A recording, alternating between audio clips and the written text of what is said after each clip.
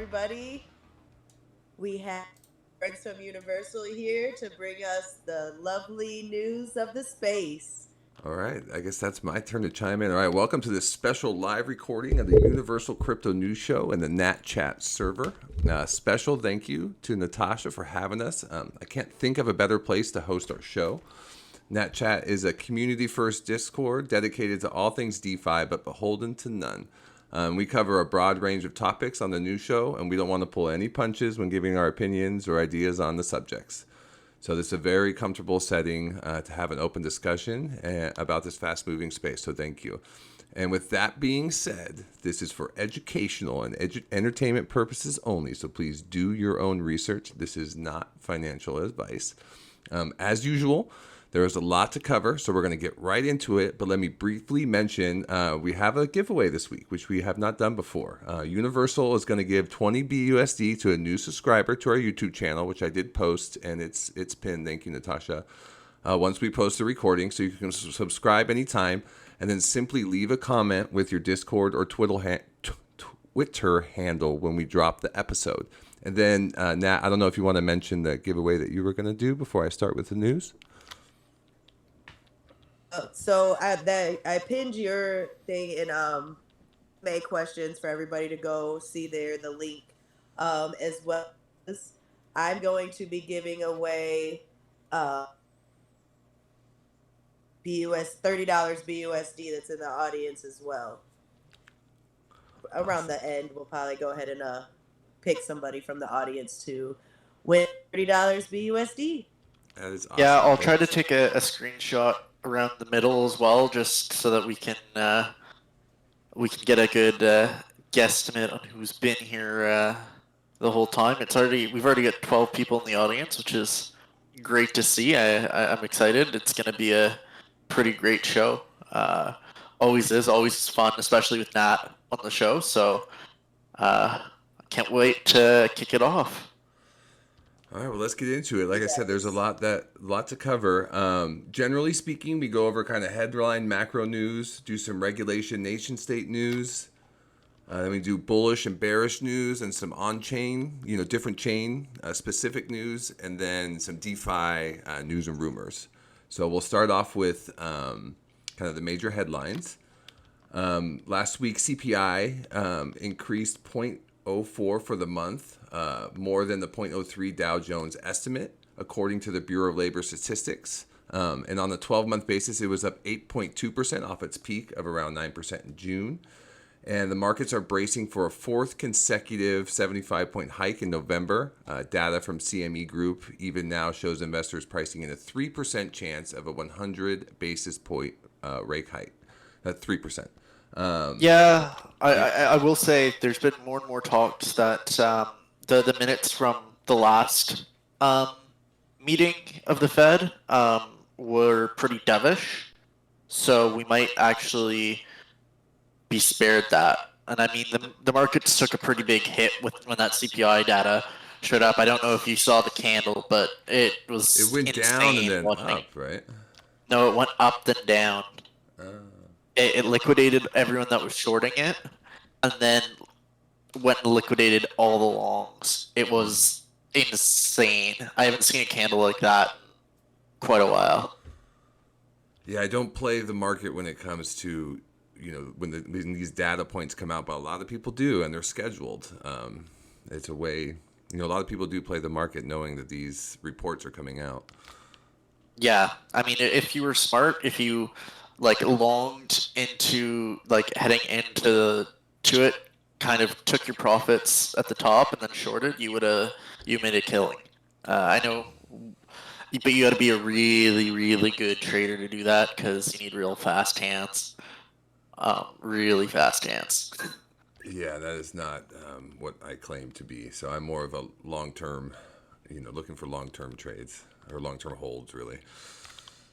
Yeah, I don't know anything about that trading. I want to learn, but yeah, I wouldn't be good at that either. I need to learn some more on that before I jump into anything like that. Yeah, I trade, but I'm not. I wouldn't say I'm an expert. That's for sure. Yeah, I played around with swing trading a little bit, where it's kind of you hold for 2 weeks to a month, that kind of a thing. But I did not do well, and I stopped doing it. But at least it got me into looking at technical analysis a little bit. It's still interesting to learn about, even though I don't commit a lot of money to it.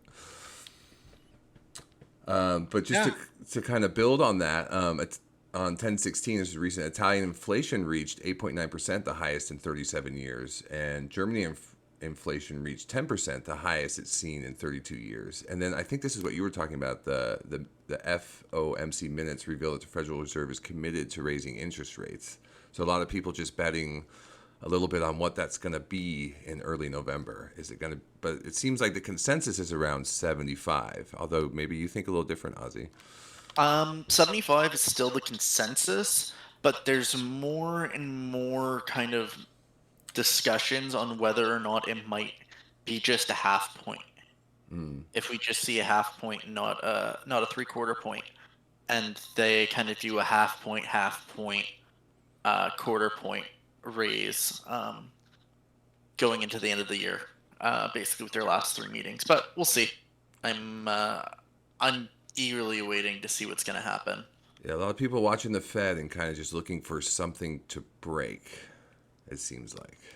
Yeah, it's kind of everyone's trying to figure out whether it's like, because if the Fed starts going dovish, then Bitcoin's probably going to start not taking off, but stop being so radically negative. So that's what everyone's kind of doing right now. I'm doing the same, because if the market goes bullish, then I'm going to try to buy Bitcoin and some ETH and hold for the long run. Well, just to build on that, in terms of things breaking, there's a few headlines here. JP Morgan CEO Jamie Dimon warns the U.S. and global economy will likely tip into recession within 6 to 9 months. Also said that the S&P could easily fall another 20%. And the S&P is currently at 3,700 off a high of about 4,700, which is about 20% down. So he's talking about another 1,000 points, it sounds like. Yeah, which is pretty nuts to think about. But I mean, that's also just downside JP Morgan. Potential, right? Yeah, that's an unverified potential, and that's JP Morgan also kind of making a threat, like, hey, we could dump the market more if you jack rates more. It's kind of it's we're already in a recession, so I don't know why he's saying it could tip into a recession. We're in a recession. A lot of official people are saying it's coming, but yeah, most people think we're already in it. But no one's saying it's not going to happen. It doesn't seem like, except for maybe someone running for office. So, to me, all of it's just kind of people kind of posturing, trying to see who's pony, who can influence the Fed to do what. Well, I know the UN said something, and then I'm forgetting the ARK Invest lady. I'm forgetting. Oh God, Cathie Wood. Yeah, she was saying, like, stop raising, oh yeah. But anyway, a couple of other points, of signs that maybe something is starting to break. $1.5 trillion asset manager for Credit Suisse CEO is going to step down in coming weeks. So maybe just some rumblings under the surface there. This was an interesting one. It was like maybe a week and a half ago, Janet Yellen said the bond markets are acting normally. And then about 5-6 days ago, there was a headline. It said Yellen reverses on comments that bond markets is normal, saying she is worried over a loss of adequate liquidity in the treasury market. So maybe a sign that things are breaking there. Well, I think people are tightening their belts. So there's less liquidity in the stock market, and people are going to bonds because people are seeing inflation. And right now, the stock market isn't a hedge against inflation. Bonds are. And right now, Bitcoin is trying to be, but it's still too volatile right now to really be a proper hedge against inflation. Because still, people are talking about if we go down to $13,000. So, we're at around 19 now. Like, if you were to buy Bitcoin, you'd be and we went to 13, you'd be out 6K. You'd be down almost 33%. I was So- listening to Will Clemente. I don't know if you ever heard of that guy. He does Yeah. a lot of Glassnode stuff. But he was saying that there are a lot of buy orders from here until about 12, 13. And that even if it goes down, it won't spend much time. But there's a lot of orders like in the 18, 15, 13, something like that. He was Yeah, mentioning a that. lot of people are saying that. I don't think it'd be a long dip. It would be probably pretty, Right, especially fast. pretty fast. Yeah. I mean, I ahead. heard that too. Hey guys, you okay? Sorry for jumping in a bit late. Yeah, I heard that Yes, too. what's Also as happening? well, I heard as well, it's been 4 months, we've kind of been at this bottom now as well, haven't we? We've not really gone much lower recently, have we? So we've kind of been thinking this, I don't want to jinx it or anything, but this may be the bottom for now, because it's been 4 months at these levels. Or close to. I mean, it's hard to predict Close the to, bottom. yeah. But yeah, we're now less. We're more than halfway through the Bitcoin halving cycle. We're 547 days out. Yes. So we're about a year and a half out. So in terms of, I don't know, maybe for the next one, I'll kind of look at the history of the halving cycles and the bear, how long they typically last. But how Yeah. much longer can it go on? it can go on. It basically it kicked off. I'll have to. I did this chat actually for trading group I'm in, a couple months back. So I'd have to look again, but I'll see what happens.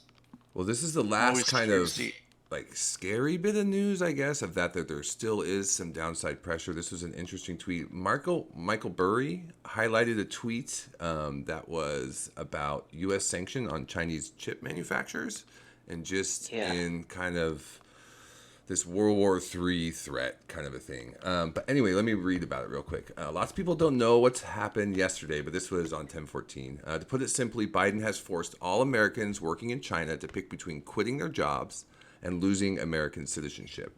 Every American executive and engineer working in China's semiconductor manufacturing industry resigned yesterday. Now, mind you, this is 10/14. I'm reading this tweet. Paralyzing China's manufacturing overnight. One round of sanctions from Biden did more damage than all 4 years of performance sanctioning under Trump. Long story short, every advanced node semiconductor company is currently facing comprehensive supply cutoff, resignations from all American staff, and immediate operations paralysis. China's semiconductor manufacturing industry was reduced to zero almost overnight. Yeah, but that's also not good for North American supply chains.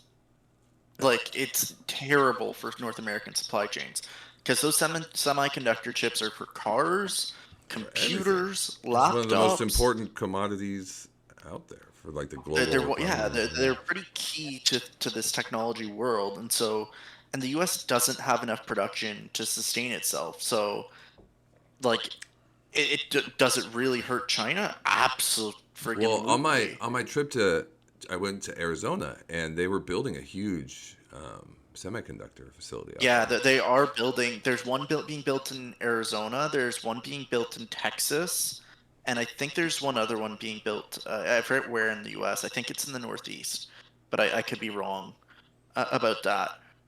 But they're multi-billion-dollar facilities, and they take years to build.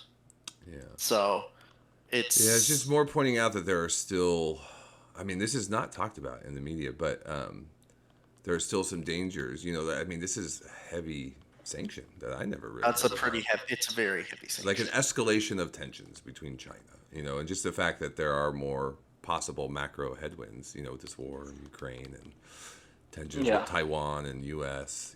More. Well, a lot of bad is chips get possible. made in Ukraine as well. Well, I should say. A lot of the chips that go into cars, like you're saying, as well. So, that's double the amount of supply issues. So the price of the chips is going to go through the roof, isn't it? If the demand's far. Yeah, well, and you're just not going to be able to buy a car. That's it. Yeah, you can't. Yeah, you can't already. Yeah, You start fixing your Chevy Nova in the garage. Yeah. Yeah. Even electric car, Tesla does manufacture some of its own in the U.S., but still, like, you're gonna run into issues. Like, people aren't gonna be able to get their hands on cars. Nope. Well, let's get into Hopefully, let's hopefully you get- don't have to replace yours soon. Well, I promise it's Oh, not all man. scary news when it comes to crypto. But go ahead, Natasha. What did you want to say? I got some regulation and nation state news. Then we can get into my favorite, the bullish news, because there's plenty of it. Yeah. Yes. All right. Yeah. That's what we want. I know. All right. So let's do the regulation nation state. I'll kind of blow through some of these, but Treasury Secretary Janet Yellen says it's certainly worth getting involved in developing a CBDC. And Reserve Bank of India (RBI) has published a 50-page concept note for the introduction of a central bank digital currency, which doesn't excite me. But anyway, Malaysia has announced the launch of a national blockchain infrastructure that will target all levels of government and commercial actors. Residents of Rio de Janeiro will be able to pay property taxes using cryptocurrencies. That's a little bit bullish. Some of this is bullish. It's just nation state centric. Yeah, I mean, South America has been pretty bullish on crypto for a while, and like we've been seeing more and more news out of South America about their adoption of crypto. So I like seeing that because it'll mean more transactions on the blockchain and everything, Yeah. Exactly. and it'll be a proof of concept for North American companies and for North American cities as a whole. Then we have China's digital yuan has processed over 14 billion worth of transactions so far. This one's a little bit nicer. France's third largest bank, Societe Generale, received a license for the country's regulatory authorities to operate as a digital asset service provider, a DASP. And South Korea, this was an interesting one, will switch to blockchain-based digital identity system over ID cards, which is a possible use case for the blockchain. This is really interesting to see. And South Korea is also pouring more resources into Web3 and metaverse sectors. So some good and bad with the regulation and nation state. I don't like to see the CBDC stuff because they can basically tell you what you can spend it on. The idea of it kind of bothers me, but it's something that's probably going to happen at some point. Yeah, I think CBDCs. I think we should do an entire podcast episode on CBDCs because I think they're pretty interesting and there's a lot of nuance to them. So I'm not a huge fan of CBDCs either. Well, I'm a fan and not a fan. We've talked about it in one of our previous episodes about how they can be added. They can mean a lot of regulation for crypto, but it does give us secure stable coins. We often talk about the biggest threat to a lot of projects is Like depegging just stablecoins. the depegging of USDT or USDC. So Yeah, that's fair. I mean, so it's probably going to that- be a part of the future, whether long term or short term. But yeah, I mean, Yeah, it's kind of inevitable, isn't it? It's going to end up being that way. Yeah. They're going to be out there, so it's kind of, we should start embracing them. Well, or at least getting Yeah. get as much money on the blockchain as you can. So then when it does Yeah. come, Yeah. you're ready. I Alright. really think that'd be a good idea to do a whole segment on those for sure. Yeah. Right. Yeah. Since it's something that's coming, and then we can educate everyone on what's to possibly come. well, Yeah, because there's I'll be tons the of different devil's nuances. advocate on what I don't like about it. I'm more of a Bitcoin maxi. I know I spent a lot of time in DeFi, but yeah. But I can play one side of the debate. Yeah, I love it, and it's not even just a debate. It's also just Yeah. like, hey, different good things that we can learn about. Learn Yeah, about like them. it's more like what are their concerns about it? And there are some, but there's positives too, and I appreciate that. Yeah, the concerns, the positives, all of it. And so I think that's going to be an amazing conversation. We'll do it. All right, let's get That'll into be the a good bullish. one for sure. There's so much bullish. I want to get into it, and it's anyway. I'm just going to start. Okay, so Google partners with Coinbase to accept cryptocurrency for cloud services. That was on 10/11. Also, Right. world's largest custodian bank BNY Mellon, I think this is in Europe or maybe even UK, launches crypto custody services. So more big banks getting involved with custody service. Citigroup takes the first steps in crypto with investments in Hong Kong digital assets firm. That's massive news, that as well. That's crazy big, crazy bullish how much that is. There's a bunch with big banks, just big companies. Visa and FTX is launching a debit crypto card in 40 countries around the world with a focus on Latin America, Asia, and Europe. I think that snuck in last week, actually. Chamath, I'm not going to murder his last name. Chamath Palihapitiya believes that DeFi will eventually allow people across the world to tokenize all of their assets, allowing them to be stored on the blockchain. That DeFi will eventually. I mean, a lot of people have been talking about that. That's not a new concept. I mean, I think that the more interesting concept is the fact that there's been the first attempt at a tokenized, successful attempt at a tokenized ownership of a house. Cool. That happened a few days ago.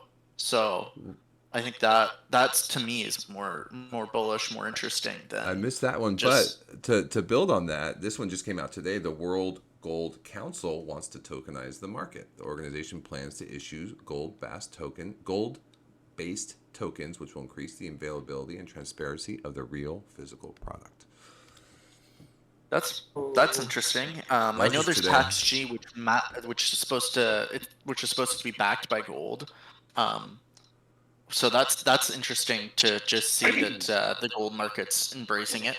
Well, it's like, World Gold Council is kind of like traditional finance, kind of an older organization saying like, yeah, we want to tokenize this. Yeah, which I think is great. It's like saying you're just having a certificate. It's just saying you own so much gold, isn't it? But it's a digital certificate, which is cool. Yeah. All right. JP Morgan and Visa will launch a blockchain project in the field of cross-border payments. They're planning to compete with SWIFT interbank payment system, which I don't think anybody likes compared to what's capable with cryptocurrencies. Oh yeah, the speed that could happen with cryptocurrencies would be nuts. Let's see. MasterCard is actively working on the distribution of cryptocurrency cards, cryptocurrency services, crypto payments, and also developing the metaverse and NFT industry. So MasterCard. Yeah, MasterCard's been seen like pairing with a lot of cryptocurrency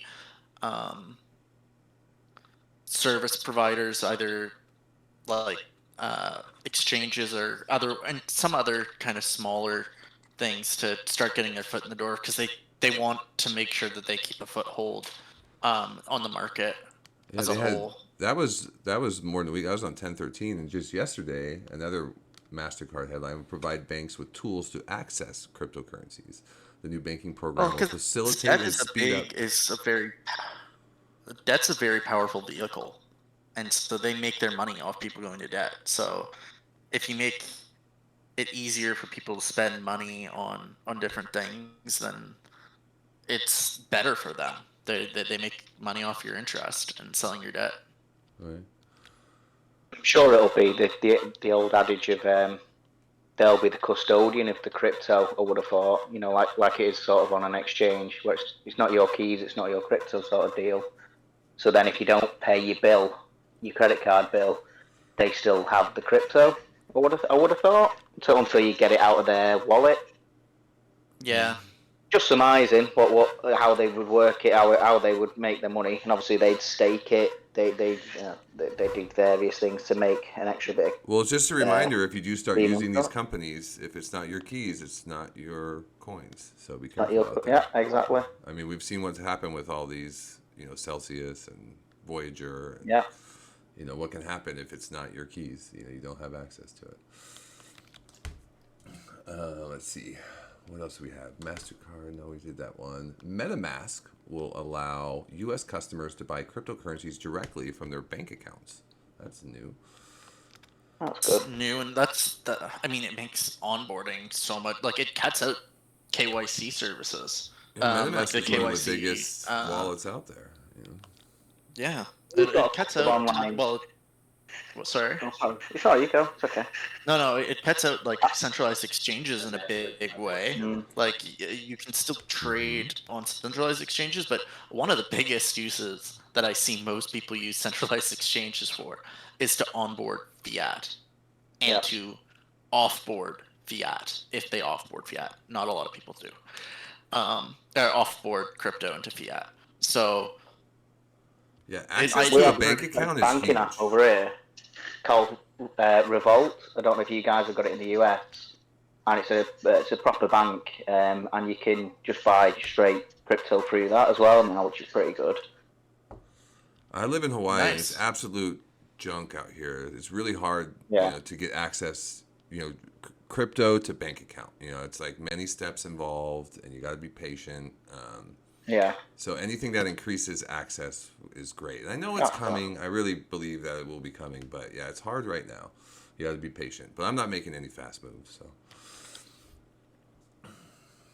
Slow and steady wins the race. yeah, baby, let's go. Absolutely. Let's do this. And this I'm is ready. an accumulation period. Yeah, I'm ready. Well, because when I came into the market, you guys know I'm fairly new into the market. I'm only like 6 months or so in. So into it, I haven't got to experience really that bull market that everybody's talking about. Because when I came into it, it wasn't where it's at now, but it definitely wasn't as hype as what I've heard people say. Yeah. I'm ready to experience my first like official bull market, bull run. Like I want to experience that. I'm ready. Like let's do this. I'm ready.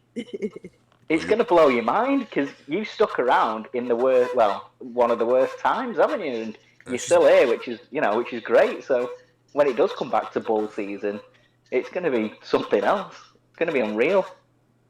Well, Yeah, I Yeah. feel like it's gonna be massive, and Yeah. like, I hope it's like one of the biggest ones. It'll be like my first one, one of the biggest ones. Like I feel good. I feel like we have a lot of good things coming, and we just gotta wait it out and hold until then. I'm ready for it though. I'm sure everybody else is too. well, I got a fun headline for the end of the bullish one, but I got a couple more, and it piggybacks on what you guys were saying right there. But so some companies here, Konami is looking for NFT, Web3, and Metaverse specialists. Konami plans to make a large number of hires to support system construction and service development of a new Web3 and Metaverse experience. And tech giants. I've never heard of Kamani, but okay. They're a gaming company. Games, yeah. Yeah. Oh, okay. Yeah. Contra. You never played Contra? Yeah, I'm older than you. But up, down, left, right, BA start. Okay. If you're old, if you know what that is. Okay.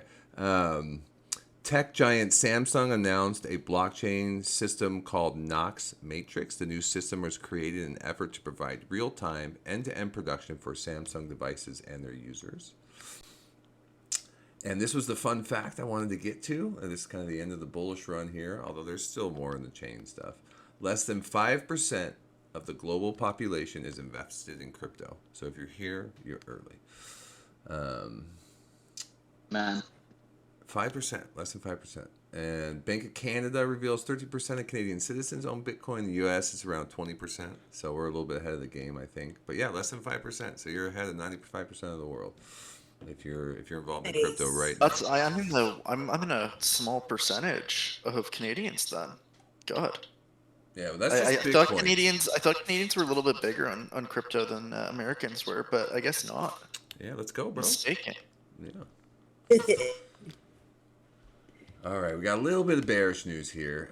Bankrupt Bitcoin exchange Mt. Gox, and you have to been around a while to know about Mt. Gox, has released procedures for creditors to register their payment details for subsequent release of their BTC. The deadline for the selection and registration is January 10th. This thing seems to be moving really slow.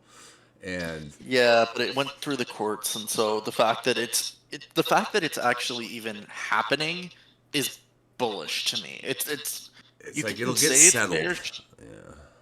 Yeah. The one bearish thing is that it depends how people get their payments. Yeah, if they get paid the equivalent amount of Bitcoin that they had when Mt. Gox went belly up, then these people could dump the market. Oh yeah, Yeah, paper hand massively. Yeah, and when you hear how like spring loaded the market is, how like smaller moves could affect it, yeah, it's a little worrisome. But it's just be aware of it, you know. Yeah, keep your eyes open. I'm not saying that that's what's going to happen because if they're just paid in the equivalent value, then for then there's still a lot of money there, but like people aren't as likely to just dump because if they were to get in the equivalent amount of Bitcoin, then these Yeah. people are up 5, I 10x was at not least. involved with that. I almost was. I was around at that time. It was very early on in the market, and I was looking at Mt. Gox about sending money that way. But you know, if they give out Bitcoin, I think people will hold. But if they have to sell it in order to pay people out, then yeah, there will be, you know, a little bit. Well, where would that Bitcoin come from? Well, I think they have it. They're just holding it. I think they have like Yeah. 200,000, 250,000 Right. Bitcoin. From, Something Yeah. like that. And it's not like some huge amount that will destroy the market, but it could have an impact, and it's just something to keep an eye out on. It could be that catalyst that just drops the market down to the 14K for a quick sec, and then causes it to bounce from there. yeah, that's the kind But of black swan event you want to be, jumping in at. Definitely. yeah, oh, that's it. There you go. You almost want to have buy orders set at like 14,000 or all the way down, just in case the market, for whatever snaps reason, and- yeah. wicks that way. But it's a reminder to keep an eye on it so that you can, if you can stay liquid for something like that, it's good. Yeah. All right, a couple other little bearish news. I can kind of wrap these three up together. Mango Markets DeFi project on Solana lost more than 100 million. The culprit took advantage of the platform's lending function. In fact, there was no hacking involved. Yeah, that was pretty brutal. And then on the same day, 3 DeFi protocols were hacked, exploited, and drained of 116 million in just 24 hours. On top of Mango Markets, hackers withdrew 2.3 million from Temple DAO and another 200K from RabbitSwap. And just to finish off the bullish news, October was a record month of volume for cryptocurrency stolen by hackers in 2022. According to Chainalysis, DeFi protocols have lost 718 million since October 1st as a result of 11 attacks. And I look at this as maybe a sign of the bottom. I don't know. Maybe it's just people getting desperate, and hopefully this is some of the last bad news, you know? That's my silver lining on that. I still think we're probably going to trade in a range. I mean, 25,000's been a tentative top back a couple months ago, so looks far away right I now. wouldn't be surprised if we kind of trade in that range between where we are now, kind of around the 17 to $19,000 range, and 25,000. I think I don't think that would be uncommon, and I think it would take a black swan to push it further, but keep your eyes open. All right, so now let's get into the chain news. This is an interesting. I've never seen a story like this out of Bitcoin, so I was interested by it. But Bitcoin block interval unexpectedly reaches 85 minutes. Usually it goes every 10 minutes. This rare occurrence left more than 13,000 transactions stuck in a pending state on Monday. Last week, Bitcoin underwent a difficulty adjustment to ensure blockchain confirmations take place every 10 minutes. With mining difficulty surging to 35.6 trillion, it becomes more expensive to mine Bitcoin, which heaps pressure on the mining industry that is dealing with soaring energy prices and a crypto bear market. According to Taj Draya, founder of the Lightning Network, an 85-minute interval between blocks can be expected to happen once every 34 days, not taking into account these difficulty changes. So maybe it's not too much of a scare, but it was just an interesting story nonetheless, because usually it's pretty, it's all just in code, so it fixes itself, and it did, but it was, a little bit of a blip even on Bitcoin with this market. Yeah, but I think part of it has to do with the US has been tough on miners, Europe's been tough on miners, Ukraine, which had a bunch of mining capacity, isn't mining anymore, so you're losing you are losing some of that mining capacity as it becomes less profitable. It's almost and more difficult. Yeah, it's like a sign of just how difficult this market is. It's even affecting, Bitcoin, which is, the biggest player in the room. And it's Yeah. very steady, mining blocks, stuff like that. But it was just an interesting story. Just want to share that. Then we go No, in, it's great. I love these stories. and XRP next. They kind of bust onto the scene the last couple of days. 1017, Ripple signs second wave of creators bringing entertainment and media NFT projects to the XRP ledger. And this was just today. Ripple begins testing Ethereum smart contract compatibility with its XRP ledger sidechain. So they're staying in the news. We'll see what happens with their SEC thing, but It's been going in their favor lately most of the time, so it'll be interesting. But yeah, um, that's kind of interesting news to hear. They're still working on stuff, which is, I would say, not surprising. Well, they've got yeah, that not much going backing, away. haven't they? So they're going Yeah, to they keep have cracking massive on. backing. It's kind of a foregone conclusion. They know it's kind of more of a matter of time that they'll win the court case. Yeah, or they just, or the SEC settles it as a. They'll just Yeah. they'll get their pound of flesh and move on. SEC. Yeah, exactly. All right, moving on to AVAX. Couple little stories. Gemini lists Avalanche, and OpenSea added NFT support for Avalanche, so you can see your Avalanche NFTs now, which I think is good for their NFT market. It's good for the AVAX NFT market, although Right. and should give it a nice little boost. But I mean, the AVAX NFT marketplace market is actually like pretty saturated already. It's inexpensive. NFTtrade.com.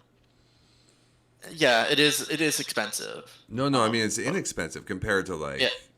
ETH or something like that. It's kind of like when I got involved with CNFTs. It was like when I first got into DeFi, I was playing around with Ethereum. Like, this is just so expensive and so risky. Like if you're just getting into the market, you can play around on AVAX or Polygon or CNFTs, and just learn about NFTs and not have such a high risk. I think it's great. Yeah, for sure. I mean, I wonder how much traction OpenSea will get on their marketplace for AVAX, just because AVAX is so saturated already with marketplaces. But Yeah, no, it's true. I was curious. One of the questions I had for Egoverse, I'm going to do an AMA with Natasha tomorrow with Egoverse, and they're on Avalanche, and it's like I wonder where they sell and how many different markets they're involved in. It was definitely one of the questions I have for them. I'm definitely excited to have them come on tomorrow so we can. Yeah, a little shout out Here, I'll- Egoverse tomorrow on that chat. Let's Yeah. go. Yes, everyone, Eagleverse tomorrow at 5 p.m. EST time. If you guys want to come and hear Eagleverse, they also have a collection coming out. Alter Ego Hunters NFT collection is minting on Thursday, so they're gonna come talk with us here on stage tomorrow about that, and then just the Eagleverse as well. So if you guys want to come, here they are on the AVAX chain. All right, let's jump into Binance here. Binance Chain was hard forked on 10/12 after the $100 million hack. Didn't affect anyone with coins, it's just the validators. They had to update things. So if you have Binance, didn't really affect anything. Maybe you didn't even notice. And then Binance. no, I don't think most did. Yeah. But they did have a hard fork. Binance CEO, this was just yesterday. Binance CEO says the company hired more than 4,000 employees over the last year. And one last from Binance, continues to push into the embattled crypto mining industry with a plan to begin offering crypto cloud mining product next month, which is interesting. I'm curious what that is. But Binance seems to always be staying on the cutting edge, always pushing. Let's see, Polygon in the news as well. On 10/10, Polygon released its ZK EVM public testnet. It's a zero-knowledge EVM public testnet that went live, which the company described as the next step for Ethereum. Polygon is a scaling tool aiming to facilitate lower cost transactions and uses the Ethereum blockchain as its base protocol. I think this is more of a longer term development. But with the introduction of ZK roll up technology, Polygon is hoping to become the chief scalable system for Ethereum. Yeah, I'm really bullish on Matic. That's big news. They do have a couple competitors in the space. Arbitrum is one big one. Optimism is also in that space, and there's one other one that's kind of all trying to compete in that space. But Polygon has been the one that has really been making the most news lately. They've been attracting gaming companies. They've been attracting a lot of different metaverse, all of that, and so I would be surprised. I wouldn't be surprised if the price of Matic really skyrockets in the next bull market. Not financial advice, but just they've been. I from what I've seen, they've been making a lot of smart moves. It's been doing really well this week as well, hasn't it? Yeah. Price-wise, doing fantastic. And that'll be why it's I'll congested have to so check much. it out. Yeah, Polygon. It's been all the gas fees have been not insane, but they've gone up quite a bit than what they normally are. Yeah, there was a specific reason too. I just can't remember what it is. Well, there are a couple other little headlines. I don't know much about the gas fees. I've never had issues with their gas fees. Sometimes I just have issues with doing transactions with Polygon. That's the only complaint I have. Yeah, they're not insane. They're not crazy, but just compared to what they are normally, they're just sort of maybe 4 or 5 times the price, and just taking a little bit longer. And I had a transaction go through, and it took a couple of hours, which normally a couple of seconds. Oh yeah, and normally a couple seconds for a couple cents. Yeah, exactly. So, but then this time it cost a little bit more, and then it took a good few hours. So yeah, just wanted to sort of keep. But I just figured it was because the sheer amount of congestion and people buying the token. Because I looked at the price, and the price had gone up quite a bit. Yeah, so, I hadn't even seen that it jumped. I'd seen it was trading around 80 cents for a while, and well, it went down to 72, I think, and now it's gone up to 85, 86. Last checked a couple hours ago, something like that. Yeah, it's at 86 right now. I just checked. 86, yeah. Speaking of them, for Polygon, I see that they're going to be doing AMA over at Cardinal House on Thursday. Did you guys see that? Yeah, I'm really interested to see what that means and how that's gonna who from their team's gonna be there. That's pretty big. That's big news for Cardinal House. More than anything. Yeah, huge news. I'll be there as well because I don't know if you guys know that I am now part of the team over at Cardinal House as a community manager. I just recently started over there, so I'll definitely be over there for that one. It's gonna be huge. Kick off about the gas fees. Tell him Adam wants his gas fees back. Well, I think the bigger news than Polygon going to Cardinal House is Natasha going over to Cardinal House. Bullish. Yeah, great news. That's news, right? Yeah, congratulations. That's awesome. Thank you.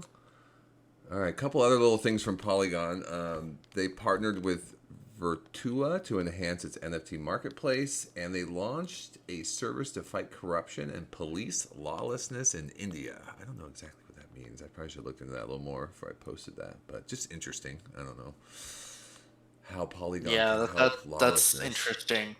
Just India is that's a very specific jurisdiction and a very, very there's a lot of issues around that. I could see arising from that. We got one from Solana on 10/17. Magic Eden, the largest NFT marketplace on Solana, canceled mandatory royalties. And this is one I got to read about a little more because I've heard about this canceling of mandatory royalties recently. Just in it's a bit naughty, isn't it? And I'm not sure what exactly it means and why this is starting to become a thing for the market. It's basically lowering fees. Right.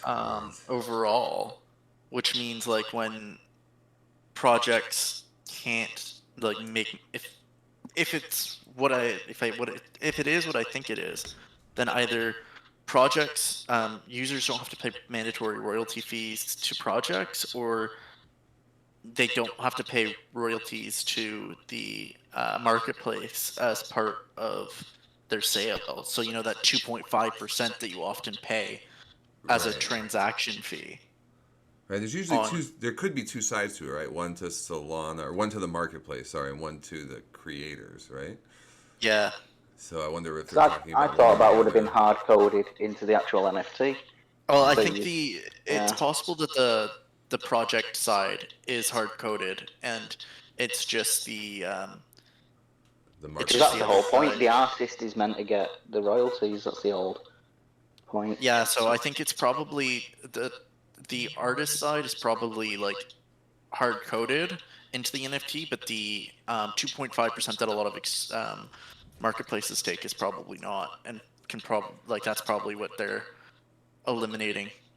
Yeah, just to be more competitive and try and Right. drum up Keep a bit people of coming business. to their marketplace over all the other Yeah, other yeah. artists. Yeah.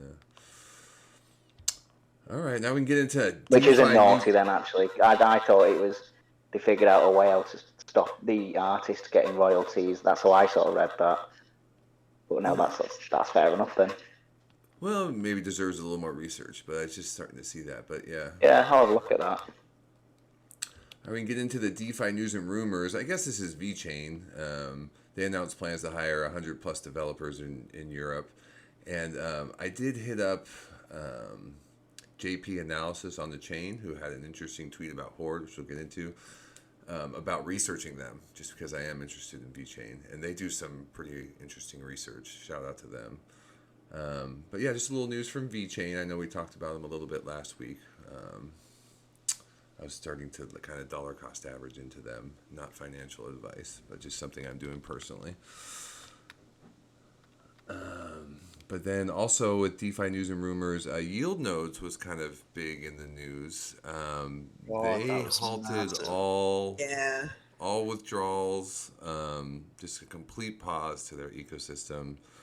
So anyone in Yield Nodes is probably a little disappointed right now.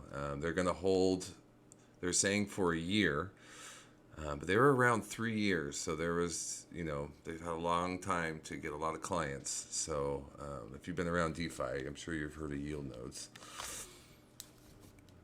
Did you get? Of them, but I don't know too much about them. But they're gonna hold. So they're gonna hold everyone for a year. You said? Well, I mean, it's paused indefinitely. So if you have money in there, you can't get it. That's the bottom. I mean, I'm invested in Yield Nodes. They're so- working on stuff though. They're trying to make it so the people who want to get out can sell their deposit. Yeah, I was going to say they did send out an email a couple of hours ago, didn't they? I did not read That's that. what Yeah. I'm about.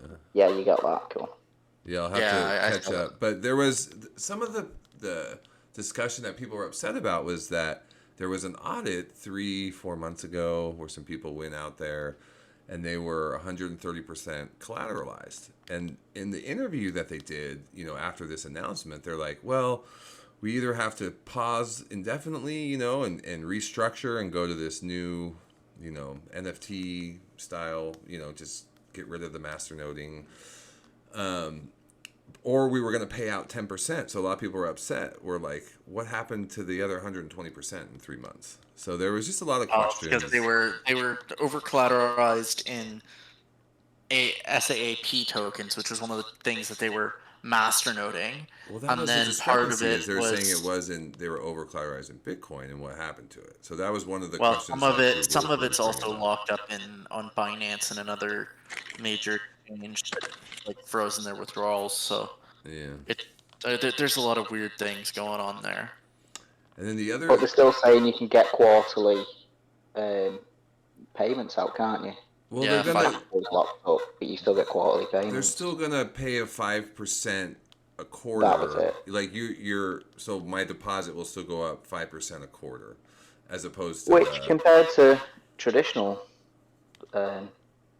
investments, is pretty good. Yeah, it's 20% a year. I mean, but we'll see what happens, right? It's like basically it's kind of like, I mean, but It's that's, these are the that's the risks. nature of something DeFi. really They can boosts. change the rules on a dime. They can just Yeah, change them this on is a it. dime. The Wild West. So it's just a reminder to ROI while you can. Exactly. And to be fair, at least they're handling it, head on, and they're not sort of hiding from it, which I do quite like. Well, this was the other thing that kind of bothered me.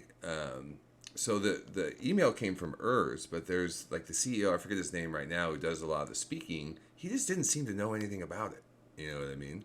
And Right. was as surprised by it, and maybe he's acting, I don't know, but it's like he was acting in a way like he didn't know this was going to be happening all of a sudden, and it's just, what else is going on behind the scenes? You know what I mean? Just makes me wonder. Just makes me a little uncomfortable. But I mean, it is what it is. I mean, there's nothing I can do about it per se, and I don't want to overly FUD it or anything like that.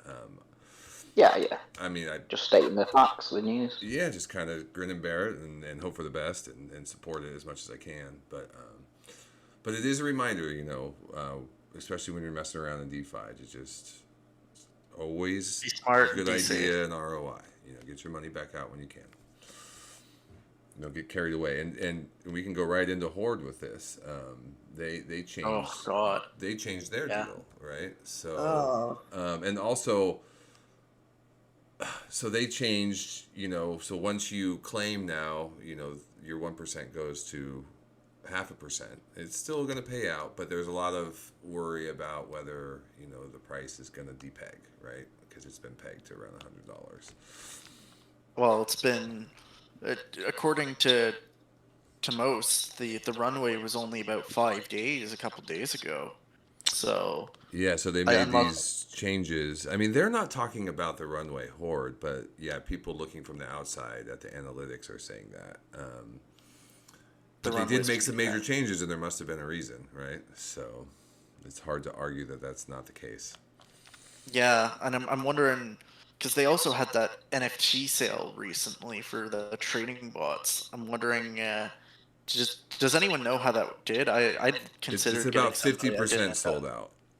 Yeah, like not even like less than 50%, more like 40% sold out, 42%, something like that, around there. Interesting. So, and that wasn't enough to keep the runway going. Huh. I mean, they have a It's play to earn interesting. game. They were talking about launching in the. Well, it's like pissing onto a fire, isn't it?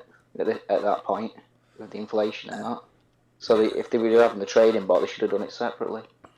Rather Well, than trying to hopefully the trading bot is separate. I think maybe they are keeping it separate. Like I'm not. But then they sure. still got to pay off, everything it's losing. That runaway. Part of it is So it's going two into separate- their two separate LMS, monies. but it is separate. It is its own thing, and part of it is going to fund like the LMS. It's a bit messy. Their Right. LMS, so they're keeping their LMS go. I haven't got to really. It hasn't depegged yet. No, there's just Okay, yeah, that's what I was That's wondering. it hasn't depegged. They've made it so they've made it a lot. They've made it so you don't want to claim, right? So they changed the rules, and the rules basically make it so. Excuse me. Once you claim, you're gonna extend your runway to ROI. You're gonna go from 300 days to 600 days once you claim.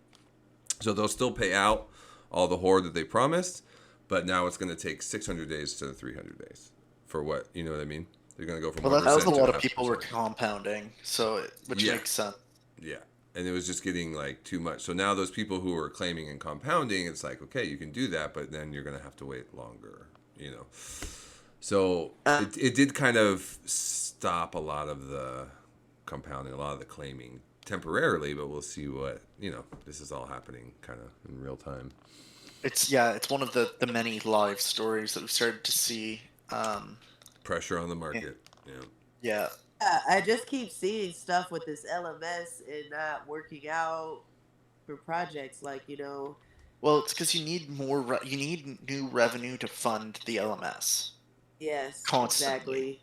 And just think all these node projects historically, the price goes down because there's incredible inflation pressure. So when you get this inflation pressure, but the price isn't going down, so what do you think is going to happen with all the money that's in there? It's just It's going to just a slowly lot of deplete. pressure on it. Yeah. You Yeah. need it to really like you need external revenue, and Horde had that going, but a lot of their royalty clients have left because they've all failed because they didn't have the Exactly. royalty system It's a to tough support them. market. Yeah. Yeah. So they're hurting. They're hurting because there's not also I don't know about you guys, but I haven't seen a ton of new projects launching either.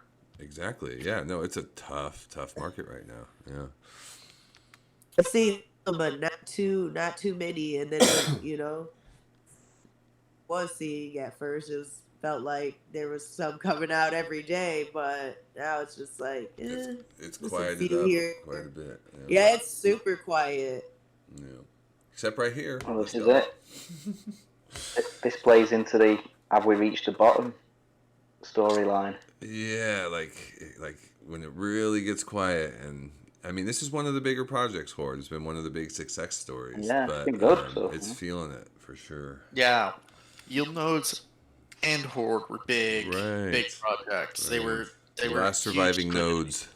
nodes. Yeah, they're kind of the last. There were some of the last ones. I mean, you still get Seer and MDB, Kyoto, and a few others. But I mean, I think we should probably move to the next story, which was 100 days Yeah, shutting go right down. ahead. Yeah, you. I didn't know much about that, but Oh you man. mentioned it. What happened there?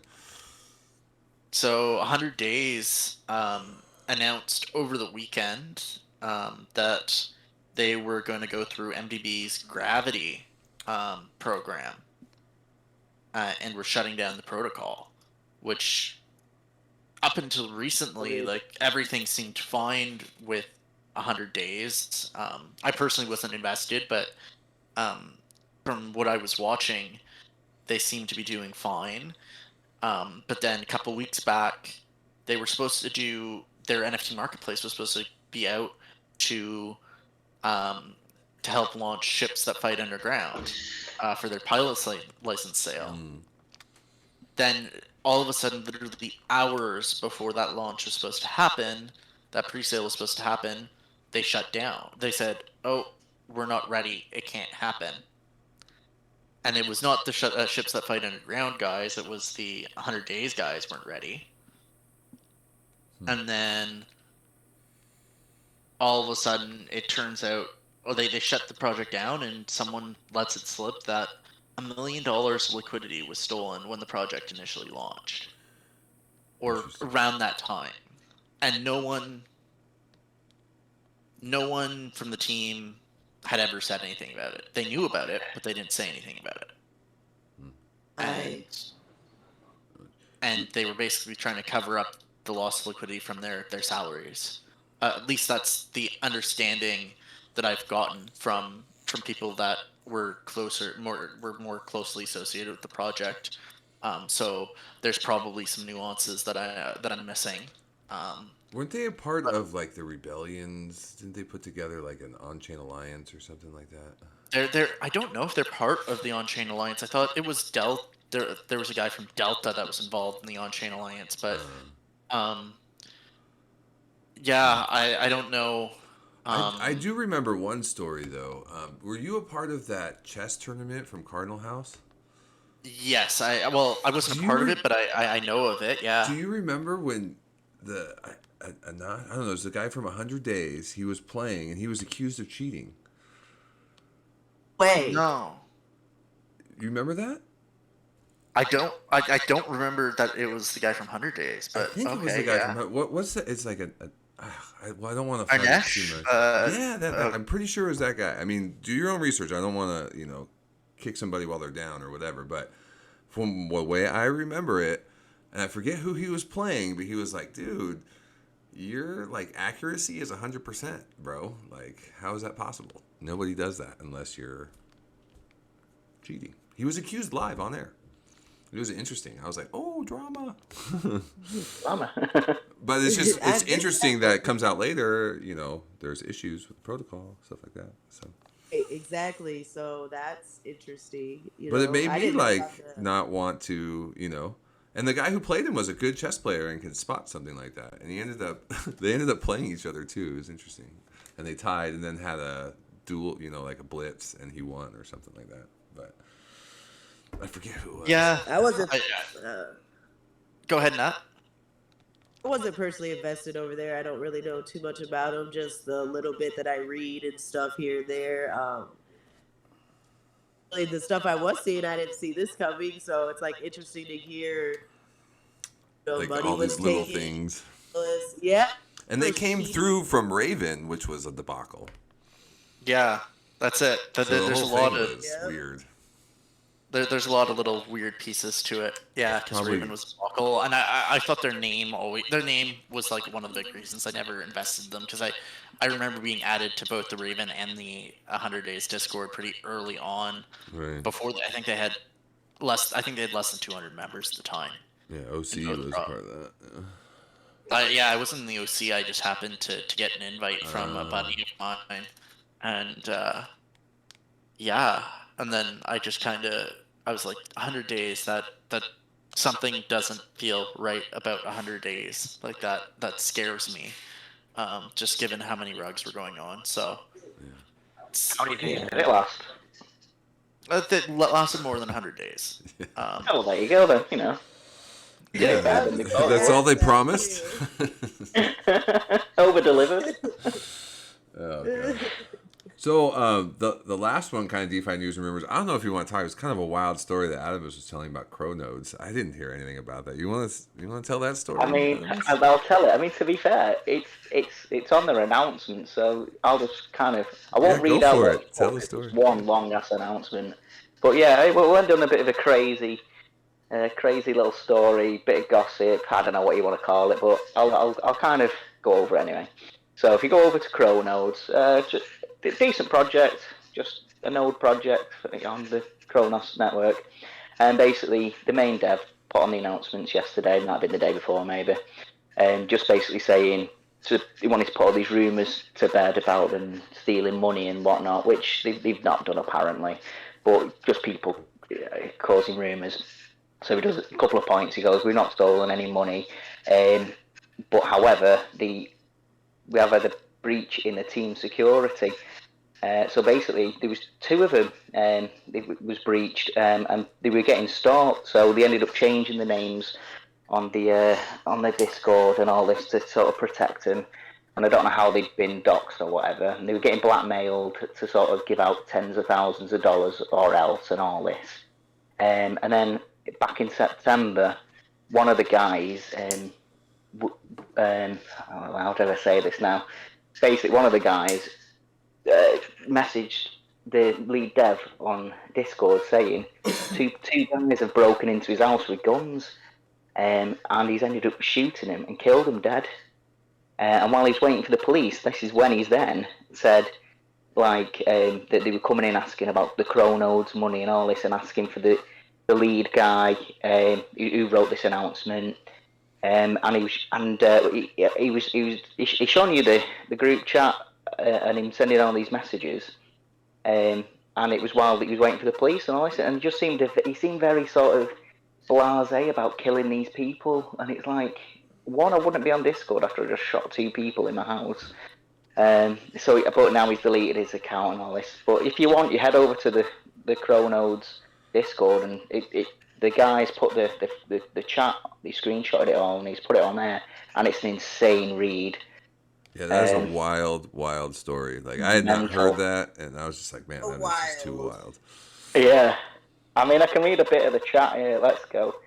So the guy, the deleted user, this is him asking to the lead dev. He goes, "I'm going to be offline tonight," and then the main guy's gone, "Oh, what's happened?" He's like, "Oh, my house has bullets in it. I had two young black men that gave their souls tonight." And then the lead dev's gone, "People you know, what the fuck?" And then one of the other guys has gone, "Hey, dude, what, are you okay?" And then he's just saying he's killed them both, and he's just so blasé about it. He keeps repeating himself, saying, I took their souls. It's weird little. That is wild. Well, but again, I don't think anything bad of the project or anything. It's just a weird little story. So. It's just the proof is we're in the true wild west of DeFi, if stuff like that is Oh, yeah. going on. Even if it's just a story, and hopefully it is. Whether it's true Nobody or not, I lost mean, their them getting soul. stalked as well. Like I'd heard that before off somebody. Whether again it's true or not, but again, this goes back to why people don't want to dox, because Oh, there absolutely. are crazy people out there. You know, 100%. Yeah, people get crazy. Like yeah, especially when they lose money. death threats and yeah, especially when money's involved, so it changes everything. Like people do, just even to the YouTubers that cover projects, like Right. they'll threaten them with death threats and everything, and they don't have anything to do with why the project didn't make it. Yes, they They're did, just but they trying to make a also living too, you know. right. They also say do your own research and everything like that, So it's Yeah. not their fault if a project doesn't make it. But there's people out here that do debts, and I know I'm gonna find where you live and come after you, and it's just like it's insane. That's exactly why a lot of people don't want to dox. It truly is the wild west out here. And it can make you a target as well. So say these guys, if it's all true, thought that this guy had access to the wallet with the funds in it, the team funds or whatever. For example, like it's a bit crazy. Like you could put a target on your back, so you can see why people don't want to do it, which is fair enough. 'Cause the internet, there is crazy people out there. I'm one of them. Oh, not that. You meant to say no, you're not. Yeah, no. Why would not I that ever crazy. say that, Adamus? Why would I give you that comfort? No, it's all right. I'm used to it. Well, guys, we got to do that one. Crazy story. Next time, I don't want to finish on that wild of a story. We got to do like yield nodes last or something. It sounds mute compared to that. But yeah, So I'll that's find pretty another much. crazy story for next week. Well, okay. So, we're pretty much wrapped up. But, how about this? A little shout out to Protocol X. They had a nice little pump, seems like. And Wax isn't here today, but Yes. he's involved with Universal. And also, Vapor Nodes, they're launching their decks, and they're cutting their rewards and doing, actually based on revenue and not just the 1% anymore. So they had a nice little pump. So a little shout out to them just to end on a positive note. So a couple of, anything else you guys want to talk about, Ozzy? Any projects that you want to shout out, or your Schedule Me? Anything going on that you want to highlight right now? Not yet, but if your project, come talk to me, because Schedule Me is the perfect bot for your server. If Schedule Me isn't already in here, hit me up, because we got to get it in here. Yeah. Great way for Yeah, we definitely for do. users. Yes. Great way for you to not miss any of those awesome events that are going on in any of the Discords that you participate in, so that you don't miss something like those 100 days announcements or big AMAs. So Yeah, and Get that set up. be careful. yeah, and a to, shout out to you, Nat, for advantage. and definitely Schedule Me. It's every server should have it. So if it's not in your server, demand it, because it's free and you should just have it. But also shout out to you, Nat, for that Horde tweet. I didn't notice that, and I followed JP Analysis on the chain, and that was a really interesting read. So shout out for just being finger on the pulse in DeFi. That was a really interesting read to me. A pleasure. Yeah, it was an interesting read because I did not know half of those things that I read in that.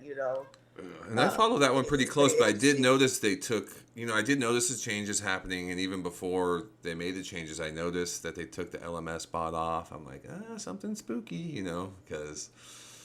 Also said something about their contracts or were not verified. Yeah, I didn't. I mean, that's a little over my head, but still, it's just a reminder. It's a high risk. You get kind of lost in the hype a little bit when something's going well, and it's just a reminder. This is a very high risk environment, so be careful on ROI. It's a good reminder for all of us. Yep. Yeah. The PTX, they are still as pumping. in like yes, and coming through left and right. They are pumping. They did get listed today though on CMC. So, yes. now they're CoinGecko and CMC. So they're pumping. There's buys coming through. Well, Just came congratulations to them. So yeah, it's good for them for sure. Well, is there anything you wanted to shout out, Nat, before we close this down? Did you want to do the giveaway or any information you want to give about that?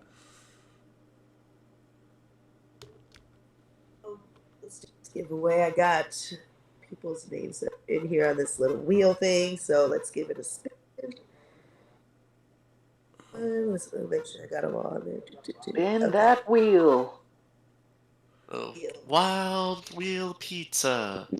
And then while she's doing it, just we will drop this on our YouTube channel. So please do subscribe, like, give us a comment. We're always looking for feedback, and drop your Discord or Twitter handle, and we will be giving away $20 to a lucky new subscriber. Like the winner is Detonator. All right, congratulations. $30 BUSD. So inbox me or DM will get you sorted, and then everybody else, make sure you like and subscribe to get that 20 USD as well for coming. I want to do this again, actually.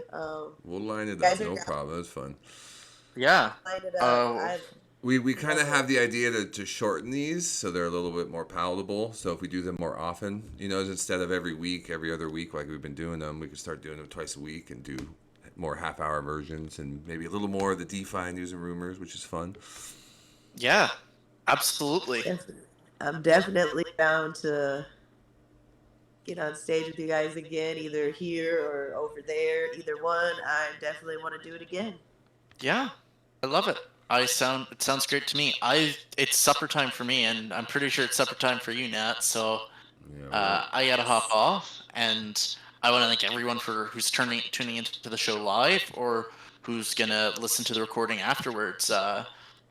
There's at the peak we had 12 or 13 people in here, and so I really appreciate everyone spending the hour and 15 minutes that they did with us. So really shout out to all of you for that, and we appreciate it. We really do. So yeah. Thank you, Ozzy. Appreciate you. Cheers, guys. Cheers. Yeah, thanks everyone for coming, and thanks again, Nat Chat, for having us, and we can close this down. See you later. Everyone have a great evening. Tomorrow, if you come and find out about Egoverse. Yeah, we'll be there. Yeah. Thank you very much. Yeah, looking forward to it. We'll see you all tomorrow. Cheers.